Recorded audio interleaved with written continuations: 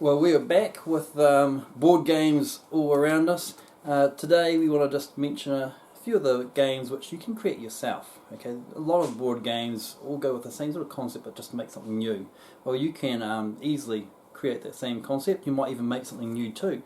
So of course you've always got cards which you can use for whether it's sevens, fish, snap, any of those games. So always hunt down a pack of cards. But Sophie Rose is going to share us with a game that she likes, and we'll talk a wee bit about how it's a similar game to what you might have played too. Sophie Rose. This game is categories. It's when you have one of these cards and you have to write down.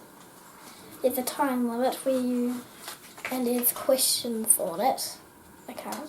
And once the time runs out, you tell them that if it counts, and you get points. But if you have the same as another person, then you don't get a point. Also, at the start, you choose one letter. That's great, and it's very similar to a game we played called Intelligence. Sometimes you get a piece of paper, you write down either all the letters of the alphabet, or you choose letters, and then beside it you have a topic. You might say boys' names or girls' names, and you see who can get the most. Anyone who has the same, they don't get any points for it, do they? They get 5. They get 5 points for that, 10 points if you get an original one. And so with categories, same sort of concept. You can, let's say the letter, what letter do we choose this time? Yes. S. And the topic might be, we've got 12 topics on this one, one of them might be... Things that go well with chocolate. Yeah. You could say strawberries, but you wouldn't say it out loud. No, you would write it down, and that's how you do it. Same with the intelligence game, you might choose it. So you could create these sort of cards yourself, or just use intelligence game. Fun one to do. Thanks, Sophie Rose. Another game which you might like to remember and play is Memories.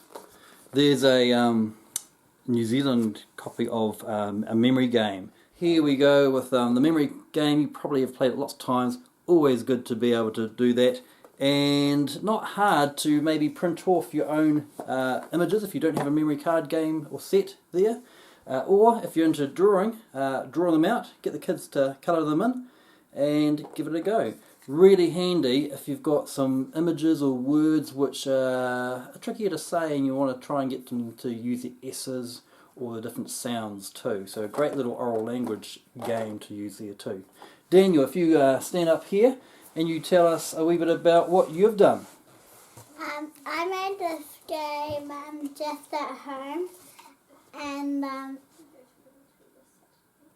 it's for 2 players, and I've had a game of it. You've got different counters, you've got kings and queens in it, and you use the dice to roll it, is that right?